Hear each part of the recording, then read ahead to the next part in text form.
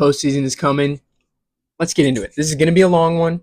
We're going to talk about all the matchups in the NL. We'll give lip service to the AL, because God willing, the Brewers will make it to play a team in the AL. You have to win the World Series. I've got my coffee here. Strap in. We got a lot to talk about. The playoff bracket as it currently sits, there's about 9 to 10 games left for pretty much every team in the league. But the NL playoff race, postseason race, it would take a lot for it to really adjust. We'll talk about what the different scenarios could end up being. But as of right now, Milwaukee has the 1 seed, Philly has the 2 seed. Those two teams are pretty much set in stone as 1 and 2 in the NL. So they will be getting the buys in the National League. That has not been a good omen for your team for the last couple of years. But I think the Brewers, especially, I've talked about it before. I'll talk about it again today. I think the bye really benefits the Brewers more than it maybe benefits some of these other teams. Right now, you have the Dodgers as the third division winner in the NL West, so they would take the 3 seed and they'd be playing the 6 seed, which right now is the Mets. Could end up being the Diamondbacks. We'll talk about it. Probably going to be the Mets. And then the 4-5 matchup, the winner of which would go on to face the 1 seed, right now the Brewers, is Cubs Padres. The wild card standings, sorry, lost my train of thought for a second, are, like I said, pretty set as of right now. The Dodgers are up 3 games on San Diego. So for San Diego to make up 3 games with, I don't know, 9 to go is a very, very tall task. Likely you're going to see LA end up winning the NL West, which means Padres are going to be in the wild card. They are currently 5 games back of the Chicago Cubs for the top seed in the wild card, which means the Cubs all but have the top seed in the wild card locked up. They will be the 4 seed in the playoffs, barring a generational collapse from them, from Milwaukee, from Philadelphia. Honestly, no, not even Philadelphia, because Philly is going to win the East. Doesn't matter. They're going to get a top 3 seed anyways. The Cubs would need something crazy to happen with San Diego or Milwaukee to not have the 4 seed. I don't think that's likely at all. Cubs will be your 4 seed.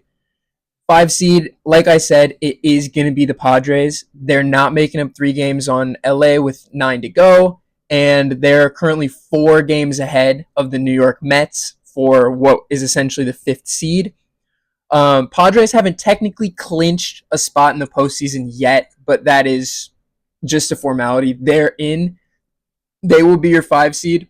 The only real debate, honestly, that's left is for the 6th seed. The Mets control their own destiny right now. They're currently 2 games ahead of both Arizona and Cincinnati. Cincinnati, good for you guys. They're still in it, even though they can't hit.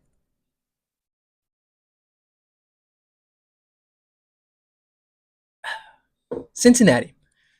Those are the only 2 teams still in it. San Francisco's 3 games back. And what you got to remember with San Francisco being 3 games back, they're 3 games back of the Mets, sure, but they're also a game back of Arizona and Cincinnati. So for San Francisco to sneak their way into the back end of the postseason right now, you not only need the Mets to collapse, you need to play amazing baseball for the last handful of games, and you need Arizona and Cincinnati to also stumble. Jumping 3 teams in the last 10 games is just not a realistic outcome. So San Francisco's pretty much out of it. Arizona's really hot right now, like really, really hot. They're playing so well. They've got a chance, but even still, we're going to operate under the assumption that the Mets secure the 6th seed and the playoff bracket is how it currently looks going forward, which would mean that in the wild card you have Mets Dodgers as the 3 and 6 seed. Winner of that would go on to play Philadelphia or whoever the 2 seed ends up being, whether it's Milwaukee or Philadelphia. The Milwaukee Brewers are currently 3 games ahead of the Philadelphia Phillies for the 1 seed. It looks like the Brewers are going to all but lock that up in the next coming days, but Technically, it's still up in the air. I think I'm pretty comfortable saying that the Brewers will have the number one seed in the postseason on the NL side and overall. So, 6-3 matchup of Mets Dodgers will go on to play the Phillies, and the 4-5 matchup of Cubs Padres will go on to play the Milwaukee Brewers. Obviously, you've got a lot of storylines here. The Brewers could end up with an interdivision matchup against the Cubs, who are the top wildcard team. Or they could end up playing who a lot of people thought last year was the second best team in baseball, the San Diego Padres. Matchup wise, this is I mean, any team that makes the postseason is a tough out. You don't want to look at anybody and say like this is a cakewalk, because that's not the case, especially in baseball when, Diamondbacks made the series a couple years ago because they got hot at the right time. Same thing happened to the Rangers. We can look back to 2019 with the Nationals. Like, you got to be playing good ball at the right time, and anything can happen if you're in the dance, as they say. Brewers Cubs is a matchup I think on paper you like a little bit less than Brewers Padres, and we're going to get into that now. So, in the postseason, historically, the odds are ever in the favor of the team who hits the most home runs. That's just historically, that's what has happened. It is something like 80+% win rate for the team that hits more home runs throughout the duration of the series ends up winning the series. And the Brewers, their one pitfall is that they don't have a lot of home run power. Reese coming back could maybe help, but he's been out for so long now. You don't know what his swing is going to look like. Churio being back and like being back helps. Contreras has been hot. Terang found something. Even Frelick's had 10 homers this year, which I don't know if we ever thought we were going to see. But on the whole, as a team, the Brewers don't hit for a lot of power. The other team in this bracket that doesn't hit for a lot of power is, sorry, my cat's here, is the San Diego Padres. The Padres are not a very like homer happy team. Like they've hit as a team 140 homers this year, which sounds like a lot, is not a lot. The Brewers have 162 as of today, I think. So that's like a comfortable gap. That's like a 15% increase in homers hit. The Cubs slug. Like, the Cubs are going to hit the ball hard, especially in that first half of the season. Like, we've seen what the Cubs offense can be when they're firing on all cylinders, and it's scary. Like, the Cubs offense is formidable when they're playing well. What are you going to get out of PCA? What are you going to get out of Seiya, who hasn't been that good, as the season is wound down? Is Kyle Tucker healthy? Whatever. Like, you can ask all these questions about the Cubs, but what you can't deny is that the Cubs have been a fantastic offense on the whole this season, but especially in that first half of the year. If they discover the first half Cubs offense, like, that's a scary proposition for any team that has to face them. The Padres, what I will say, offensively, where they haven't necessarily reached those high highs in the regular season so far this year, and really on the pitching side as well. Like, Dylan Cease has had not a great year. Darvish hasn't been really himself since coming off of the IL. He missed a lot of time. Pavetta's been nails. Michael King's been, pretty good for them, but even he's got like a 3.8 ERA. The Padres, ceiling-wise, are as scary of a team as there exists in Major League Baseball. And I don't think that that's hyperbolic to say whatsoever. Machado has had a fantastic season, and he's kind of like sneakily worked his way up there homer-wise. He's at 26. But Tatis is the only other guy on this team with more than 20 homers. But Tatis in the playoffs is like the guy. Like, he is one of those guys. He's a playoff riser. That's, like, we saw it last year. He almost single-handedly elevated the Padres offense over the Dodgers in the DS last year. And the pitching rotation, like you love some of the names in this rotation. Yu Darvish has been in the postseason. How many times has pitched? How many innings is has historically been like a very good starting pitcher. Like regardless of what the numbers say this year, that's a guy who could find it, especially for just like a series, like two starts. He could go out there and he could just deal. Dylan Cease, former runner-up in Cy Young voting, like has some of the nastiest stuff in the league. He's a guy that could find it. Pavetta's been that guy. Michael King could find his early season this year or last season form, and he could find it. Like you could run into a situation where you play the Padres in a 5 game series and they get 5 great starts. Like that very well could happen.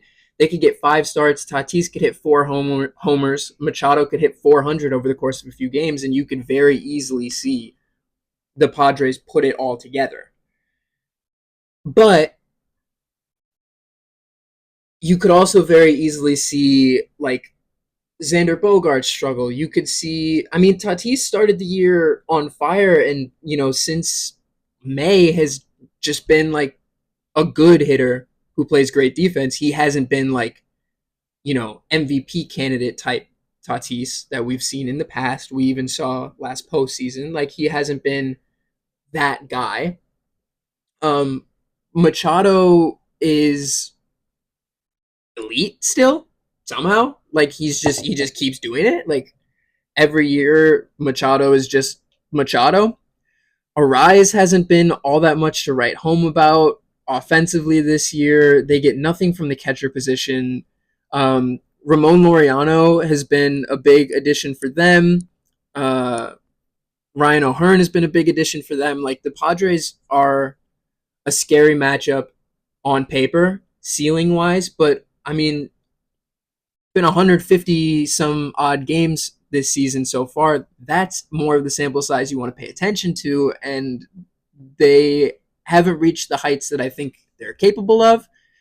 That could all change, once it flips to October and the postseason starts rolling and guys have more to play for. But I think just purely looking at what this team has done this year, I think the Padres are the matchup that on paper the Brewers would, you know, not to keep saying matchup a million times, but would match up better against because it's two teams with similar offensive production as far as power is concerned. And that was probably the least eloquently I've ever said anything in my life. But to make a long story short, Padres don't hit a lot of homers. Even the Brewers out homer them. That reduces some of the variance that we've come accustomed to seeing in the postseason.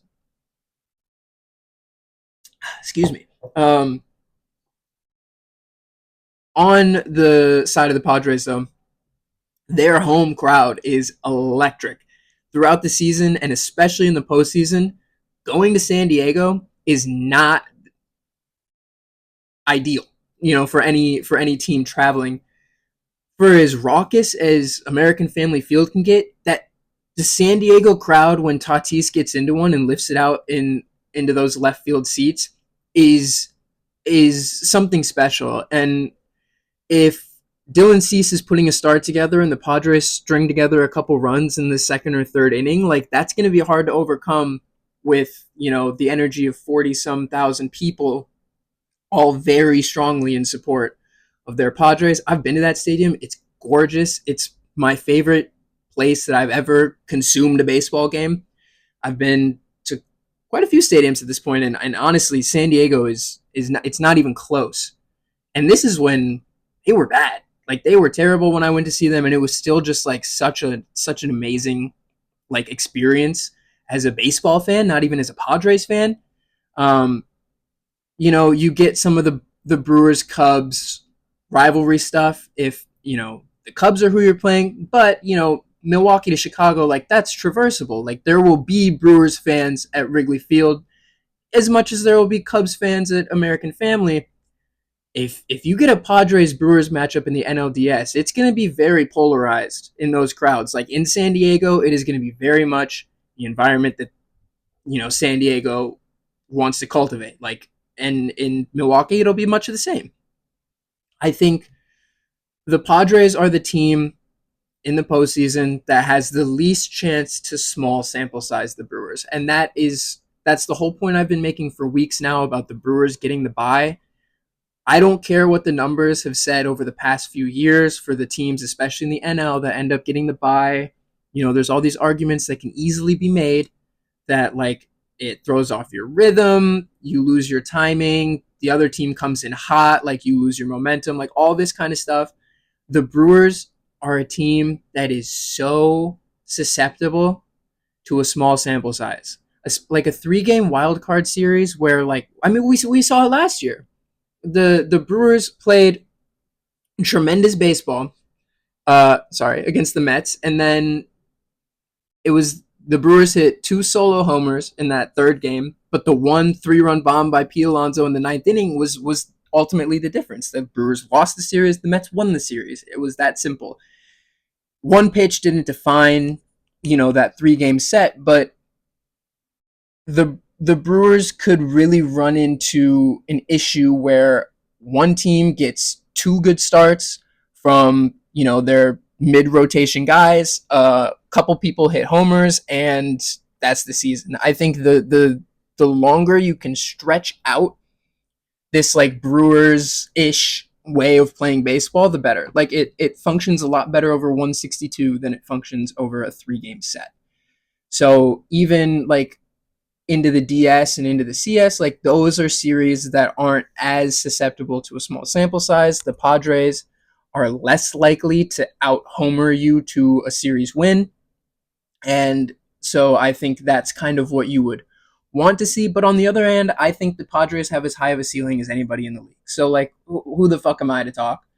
What am I to say? The Cubs, we know the Cubs well. We play them, 13 times a season. They have Craig Counsell. It's a division matchup. All that good stuff. The Cubs would be a very interesting team for the Brewers to see in the National League Division Series. They really would be. As a baseball fan, I would prefer Brewers Cubs in the second round. I just think that would be good for the sport. I think it's good for those two teams. Like, Chicago's a big market, Milwaukee a very small market, but the central divisions as a whole, not the most talked about, the most respected divisions in baseball, and for a lot of reasons, money, performance, like a lot of stuff. But I think for baseball, for the NL Central, the Brewers Cubs is obviously the matchup that is the most interesting. It's the Craig Counsell Bowl, all that good stuff. But this Cubs team is scary.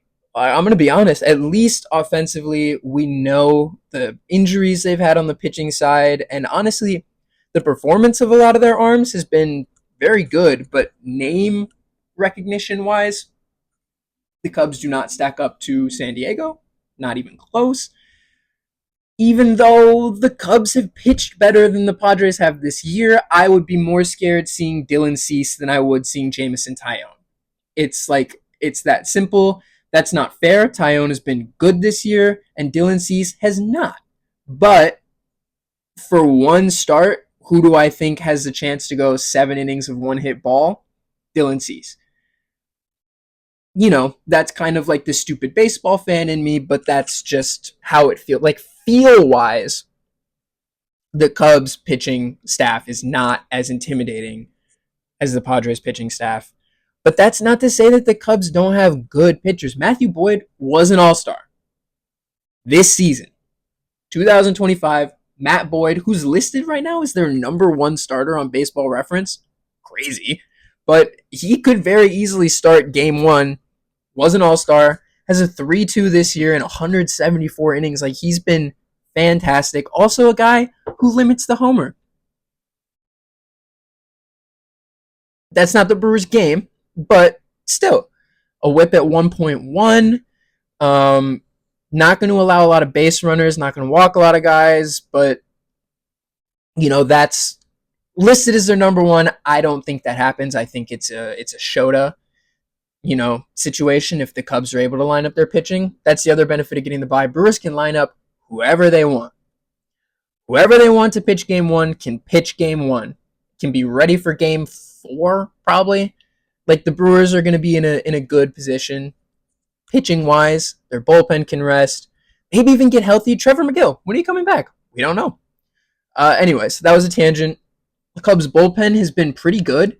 I mean, Ryan Presley has recovered. Honestly, like Ryan Presley, seeing a 4.35 ERA from Ryan Presley, if you said that in March, you'd be like, fuck, man, like that sucks that the Cubs traded for this guy and he put up, you know, these terrible numbers. Ryan Presley had like maybe a 93 ERA after his first like 10 innings of the season. He didn't.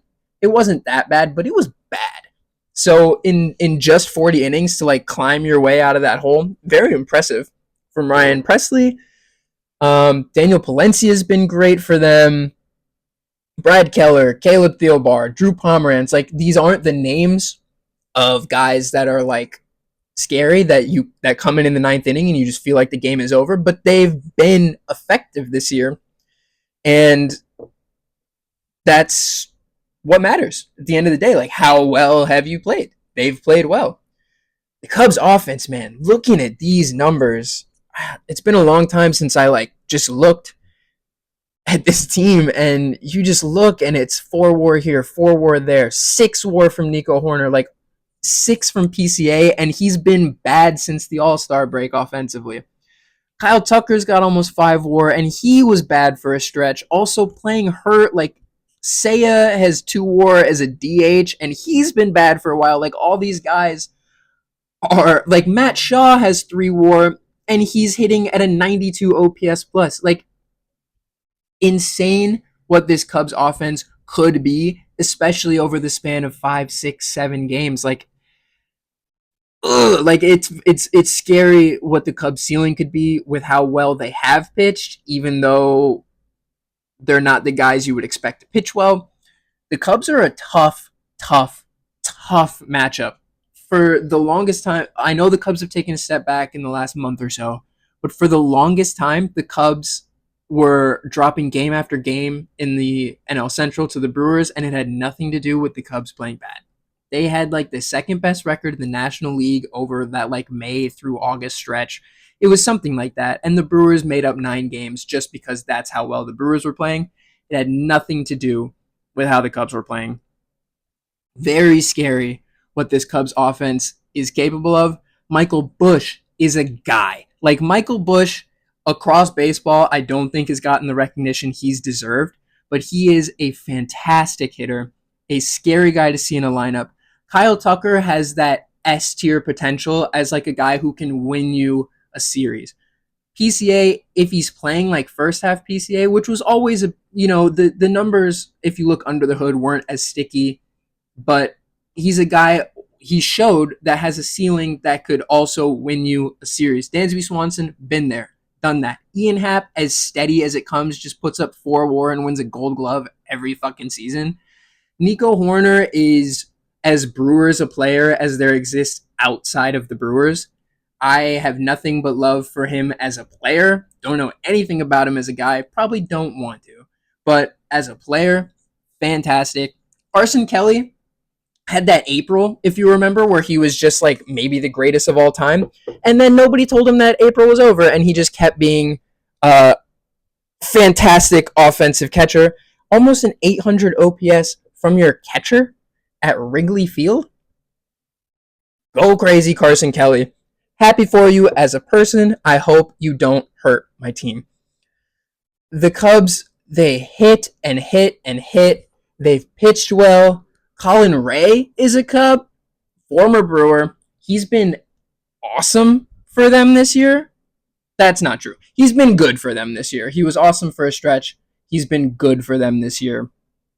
The Cubs are a scary team, and juice-wise, this series would have the juice. Like Brewers, Cubs in the NLDS, 2 franchises that historically, not powerhouses, like winning means something to these teams, to these fans. Like these are win-deprived teams. Like I know Cubs won in 2016. It was a huge deal. I was rooting for them in 2016. Like, but even since then, like how many of those guys stuck around for much longer? How many of those guys hit the heights they did after? Like that 2016 team was very much a product of that season, 2016. Since then, the Cubs just like they've been a team, and the Brewers for years now have just been a team.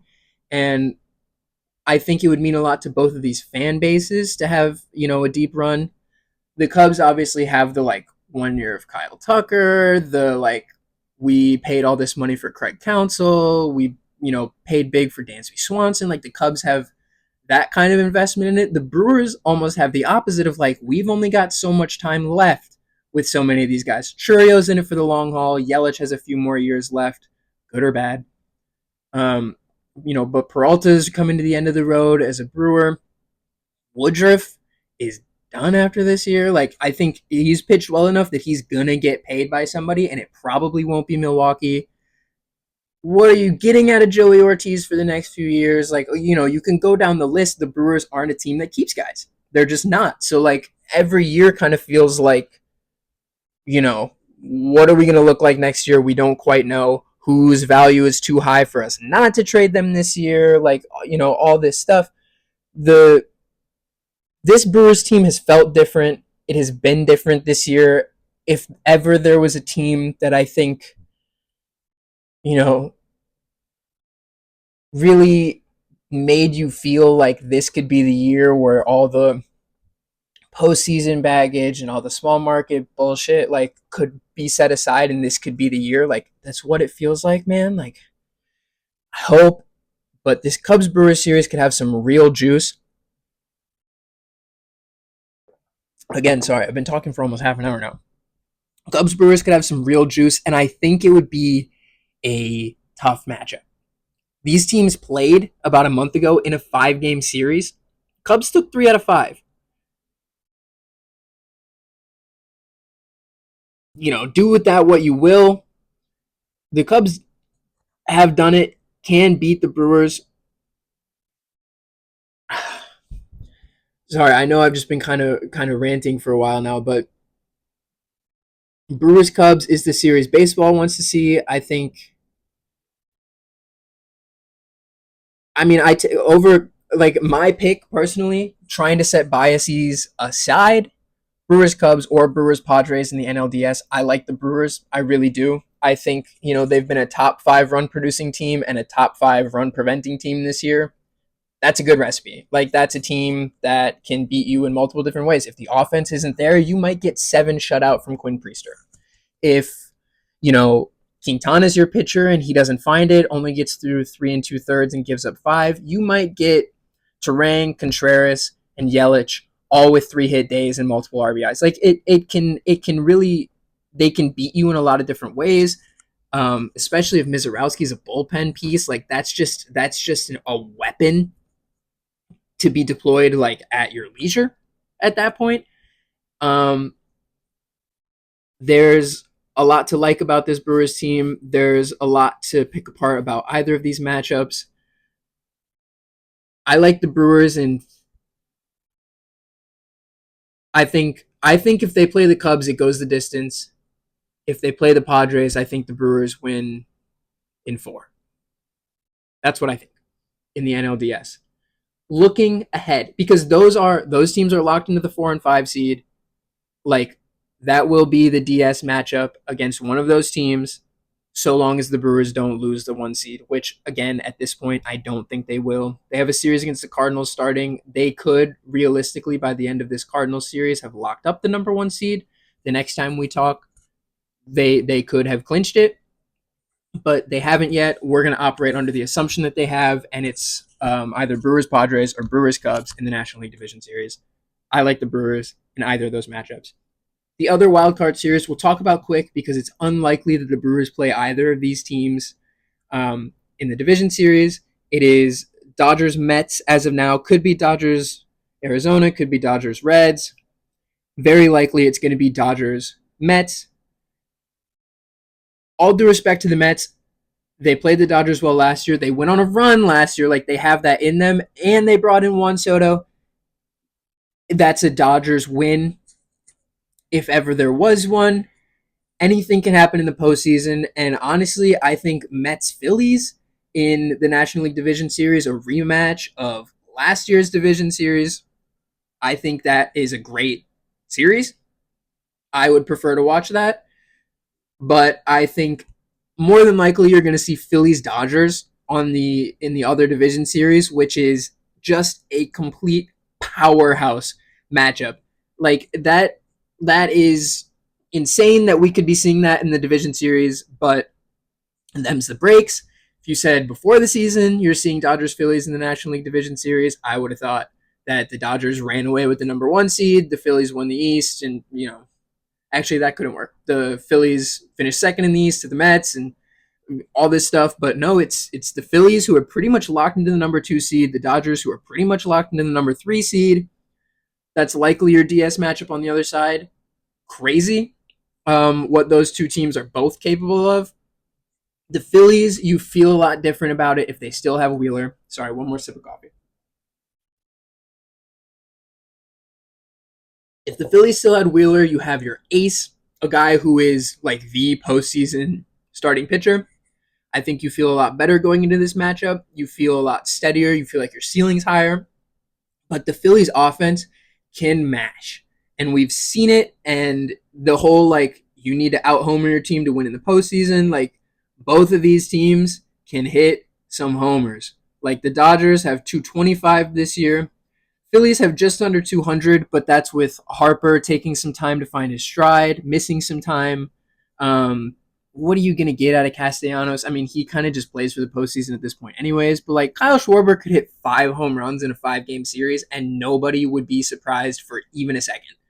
Like the the Phillies are like a dangerous team, and I think that they're a team that provides more consistency than the Dodgers. And again, I'm sorry to have just glossed over the Mets. Like, I'm sorry, but the Dodgers have felt like a team of destiny going into the season, and I think it would take something tremendous to knock them out in a 3-game series in the wild card.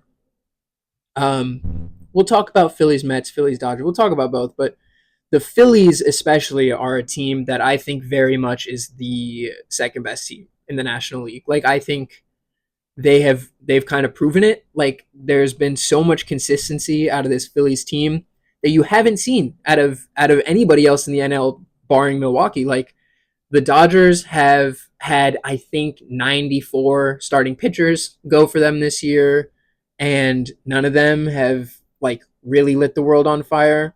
That's unfair because they've been healthy, they've been not healthy. Like, every single one of those Dodgers starters could, be the postseason MVP. Like, could have 5 starts in the postseason and give up 1 total run. Like, any of them could. They all have like Cy Young upside, but they haven't shown it consistently this year. And the Phillies just have. Like, the Phillies have just been good. Like, Aaron Nola is far and away the weak spot of your starting rotation. And he's, kind of got the Dylan Cease, the Tyler Glasnow effect where, like, if he goes into a game and just completely shoves, like, you're not surprised because, of course, he did. That's Aaron Nola. Like, even the last time the Brewers played the Phillies, like, Nola gave up 5 runs to the first 5 hitters and then still made it through 5 innings and didn't give up any more runs after that. Like, he's got it. He's got it in him. And like I said, he's your weak spot. Like, Ranger Suarez has been elite this year. Christopher Sanchez is going to finish second in Cy Young voting, I think. RIP to Zach Wheeler, but like, Jesus Luzardo's been good. Andrew Painter could get the call, and he's been like a top prospect since 1943, maybe since like pre-integration baseball. Andrew Painter has been a top 10 prospect. The Phillies are just a dangerous team. They could get hot at any second. They took 2 out of 3 from the Brewers a couple weeks ago. I don't know. Like, the Phillies feel like the biggest threat. I would say the World Series favorites, if I wasn't a Brewers fan, to me in the NL would be the Philadelphia Phillies, just because they've done it. Like, they've got guys. Bryce Harper is a demon in the playoffs. Kyle Schwarber is a demon every second of every day. Castellanos could find something in the postseason, and we could be looking back and being like, man, that guy just raked. Like, he just found a couple weeks where he just raked. Like, it would not be shocking. The one thing that the Phillies don't do historically is play defense. And I think that's something that over the span of a series against Milwaukee could really come back to bite them, because Milwaukee's not a team you want to give extra base runners to.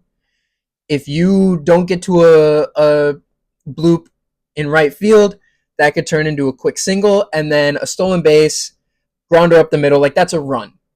If the Brewers get extra base runners, it could turn into runs very easily. They run the bases well. They're fast. They're scrappy. Like, they're all those things that that would probably be the that's what you'd want to hang your hat on in a Brewers Phillies matchup. That the Brewers are going to make the Phillies play fundamental baseball, and you don't know if the Phillies are really built to play fundamental baseball. The one thing I will say for the Phillies this year is Trey Turner is Ozzie Smith defensively this year. None of us saw it coming. Who knows how reliable defensive metrics really are at the end of the day, but to shortstop so far this year is not where you want to hit it against these Phillies. But yeah, they are a scary matchup for any team, and especially for the Brewers, because the Phillies they play the Brewers well. They have so much top end offensive talent. They brought in like Harrison Bader to play center field, like, and I was watching the Brewers Phillies series a couple weeks ago, and he's all over that outfield. Really helps to make up for some of the lack of range you see in left or right field. Very scary matchup for anybody. Are your 2025 Philadelphia Phillies? I think they are the second best team in the National League, and I don't think that it's been particularly close this year. I think it's the Brewers and Phillies are up here, then it's kind of the Dodgers, and then you've got like your jumble of, Cubs through Diamondbacks, essentially.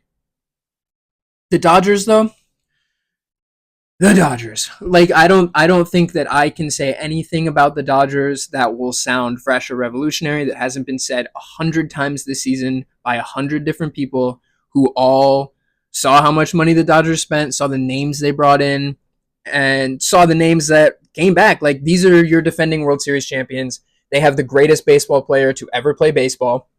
They have Mookie Betts, who is finding something and has also turned in an elite defensive season at shortstop. Who had that on their bingo card for this year? Everybody should have. He's Mookie Betts. There's nothing he can't do. Will Smith, I don't know what's going to happen with his injury status. That's a big thing in Dodgerland for this postseason. Like, if you get the Will Smith who had a 900 OPS this season and he's healthy and he's playing well, and you're getting that production from your catcher in the postseason, like that is almost irreplaceable. We'll see if he's able to like ramp up and be himself. Freddie Freeman's been fantastic. Like, he's Freddie Freeman. Conforto has even turned it on. Like, their one weak spot that you would have said, like, man, why are they still giving Michael Conforto at bats? He's been playing really well as of late, kind of finding it at the right time. And again, this is a team that, like, pitching wise hasn't done it this year outside of Yamamoto, but like very easily could just like it could all click in the postseason and they could show that they're the greatest pitching staff ever assembled. Like, again, not hyperbolic to say that like top end talent wise, this could be one of the greatest rotations, the greatest bullpens, like greatest everything we have ever seen. And I truly mean that. Like, Tanner Scott and Kirby Yates have both been terrible this year. They were both elite last year, like ERAs in the ones level elite. They could come in and completely shut down a game if they find their stuff. Alex Vesia is a lefty. He's got nasty stuff. He could be another guy that you just go in and he just strikes you out and that's an inning. Like 7, 8, 9 could be completely set between those three guys if they're on. They haven't been. Vesia has been, but like Scott and Yates have not been. Does that keep going? Who's to say? Kershaw has been great this year, but what's he going to look like in the postseason? Historically hasn't been great. Glass now is susceptible to kind of like the walk, maybe even a homer here and there, but that's another matchup where it's like if you're going to walk guys, the Brewers are going to make you pay. The Dodgers kind of walk guys between Snell, Glass now, even Yamamoto a little bit. But like, man, this Dodgers team, if all goes right for them, are easily the best team in the league. All hasn't gone right. We'll see what happens health wise, but like, if I had to pick between Dodgers Phillies right now, I pick Phillies. If I have to pick between Phillies Mets right now, I pick Phillies. So I'm kind of going chalk here, where I take the 1 and 2 seeds to make the NLCS, and I think it ends up being Brewers Phillies. If like if the best team wins in these series, I think it's Brewers Phillies in the NLCS. And I don't know. I just don't know. I think the Brewers are the best team in the National League. I don't know if they're the best team for the postseason in the National League. I really don't. I think that if ever there was a year, this is their year, which could, spark something in them. It could be pressure that gets to them, that because I think you have to have some understanding if you're in that clubhouse that like this team is different, you know, and you don't know what the roster is going to look like next year. You don't know if you're going to have this same like magic. Like Monasterio is probably not going to have a 130 OPS plus ever again. You know, Joey Ortiz, we saw how good he was last year. Like, who's next year's Joey Ortiz? I hope nobody, but like Isaac Collins could have an 80 OPS plus next year. Caleb Durbin could have an 80 OPS plus next year. I don't think so. Like, those guys have looked good. They've been consistent. Churio could take the next step up. This could be the start of like a graceful aging curve for Christian Yelich. Like, Contreras could win MVP. Like, I don't know what happens with the Brewers going forward. What I do know is that this year feels special. I hope that's like, they rally around that and this ends up being like, we're the team, like this is our year, this is Milwaukee's destiny, like 2025 is the Brewers' year. I hope so. Because I do think like that matters. Like a team's mindset, like matters. What this season means to you as a team matters. The Dodgers last year, like kind of cakewalked through on talent, but there were times where like the Mets gave them a run for the money. Like Mets Phillies last season in the postseason is a great example. The Phillies have been there, they've done that, they've like been a team for years. The Mets like had the juice last year and they beat the Phillies. They were having all these comeback wins. Like the Mets felt like a team that like, okay, we're gonna make a run at it. The Padres kind of had the opposite last year. Like they got off to that hot start against the Dodgers, and then the Dodgers were like, okay, we got to play. And the Padres like didn't have the juice to match the Dodgers in the last few games of their series. Dodgers end up winning, go on to win the series, like the World Series. I mean, like it very much does matter how your team feels. And the feel of this Brewers team is different. I hope it stays different. If I were to just like look at the postseason bracket and kind of pick what I think it's going to look like, what I hope it's going to look like, I think the Brewers have a chance. I think it'll be Brewers Phillies in the NLCS. I think that series goes 6 or 7 games either way. And the AL is really a crapshoot. But honestly, I like the Brewers matchup against just about anybody in the American League. I think the National League is a gauntlet. There's not one team on the NL side of the playoffs that I feel comfortable playing against. And not to say that I feel comfortable playing against anybody on the AL side. These teams are going to make the postseason. That is impressive. They're good teams. They all have great players that are capable of, winning games for them. But like the Yankees are a team that I think, the last couple years, the Yankees have owned the Brewers, like absolutely bent them over and just had their way with them the last couple years. But I think that like this version of the Brewers matches up well against the Yankees, who do not play fundamental baseball at all. I think the Brewers will punish their offensive mistakes, and I think they will punish their defensive mistakes. The Brewers Yankees is a matchup I like. The Brewers looked great against the Blue Jays just about a month ago. That's a matchup I like. I think Detroit, outside of Skubal, doesn't have the pitching that matches up well against the Brewers. I think the Brewers playing in Comerica Park, that huge like pitcher's ballpark, I think that benefits them because they're not a team that relies on the home run ball. I think those deep outfields, the like all that grass, I think that's good for a team that plays the way Milwaukee plays. Like the kinds of like singles that can turn to doubles, doubles that can turn to triples. I like the Brewers playing in those big like cavernous stadiums. Um, the Mariners are a team that is scary, especially with how well they're playing. They're a team that could really pitch, can really hit. That's a matchup that you don't really love, especially because the playing in Seattle is tough for anybody, even for Seattle players. So for a Brewers team that's not accustomed to playing there, like we kind of saw this happen against the Rangers a couple weeks ago. Like the Brewers don't play in Arlington. That's a tough stadium to hit in. They didn't hit well there. So, playing in Seattle on the road, I think would be tough. That's also tough travel wise, like from Milwaukee to Seattle. Like Seattle is used to traveling. The Brewers are not used to going back and forth across like deep into the West Coast. Seattle's a scary matchup. Boston is, I don't know, like, is Roman Anthony going to be healthy?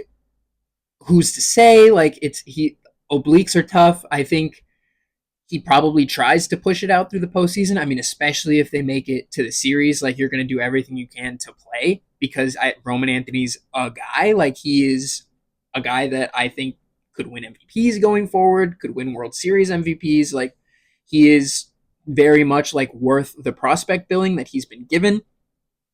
Um, so if he plays, like it looks a lot different. I do think that the Brewers can match up well against a lefty heavy Red Sox lineup. If Quintana is healthy, which, is an if, we'll see. Like Peralta's got that changeup working this year against lefties. Like there's a lot to like about that matchup. The Astros are another team that, especially if Jordan's not going to be healthy, like they're another team that doesn't have the top end like power hitting talent that I think the Brewers would also match up well against. I think guys like Durbin, Ortiz, even Churio to an extent could benefit from the Crawford boxes playing away in Houston. It's a place that offense typically does well. You've got a short porch out in right field for like, Yelich to attack. Like a Yelich fly ball, a Terang fly ball, even a Frelick fly ball has a much better chance of going out in Minute Maid Park. Or no, it's not Minute Maid Park anymore. But it has a better chance of going out in Houston than it does in Milwaukee. I think, like I said, Durbin and Ortiz, those guys, if they can get some backspin on a ball, could pull an Alex Bregman, could pull a Paredes, and lift one out into left. I also think that, like defensively, the Brewers outfield has a lot of range, has a lot of speed. They would do well in a park like I forget the new name. It's something that's worse than Minute Maid Park. Like it's just worse now. But they would do well. I think you play Perkins in center, and then you've got like Churio in a really small left field. You could even put Yelich in the outfield if that's the left field that he's covering, and get a guy like Reese as your DH. It gives you a chance to kind of put in an extra bat because you can hide Yelich in that left field, and same in Fenway against Boston. Like there's a lot to pick apart about these matchups against the AL teams if the Brewers are able to make it through the National League. That I think if the Brewers make it to the series, I think they're the favorites in the World Series against anybody coming out of the American League. But every single one of the teams on the NL side of the bracket, you could very easily make a case that they beat the Brewers in a series. Like you really could. So that's kind of where I stand. I think the Padres beat the Cubs. The Brewers beat the Padres. I think the Dodgers beat the Mets. The Phillies beat the Dodgers. I think it's Phillies Brewers in the NLCS. I think the Brewers win in. They're gonna have home field advantage. I think they win in 6 or 7, but I'm leaning 6. And then on the AL side, fuck man, if Seattle keeps playing good, I think it could be Seattle. It could really be Seattle in the World Series. But I don't know. That's what I've got. Almost an hour of we'll see what happens, but that's kind of how I feel. The Brewers match up well against a lot of teams, but the big issue that I foresee and that everybody foresees is them kind of getting out homered. I hope Quintana's healthy, like having the lefty who can pitch bulk innings, whether he's starting or kind of coming in as like your bulk guy if you want to have an opener. Like I think Quintana is big, so I hope his calf gets better. I hope he's who we need him to be for the postseason. He's got some time because we're gonna have a bye, whether we end up with the 1 or 2 seed. Milwaukee's gonna end up with a bye, and yeah, I think we match up better against San Diego and Philadelphia than we would with Chicago and LA. I think Chicago is the better matchup for baseball. I think that's has the better storylines, like I said. But matchup wise, I think the lack of home run power for the Padres and the lack of defensive like fundamentals, I guess, that you would get out of Philadelphia probably matches up better for the Brewers' style of play. And we'll see. Couple weeks. Please God, let this be the year. Brewers have a series starting tonight against the Cardinals. We'll talk about it when it's over. Thank you.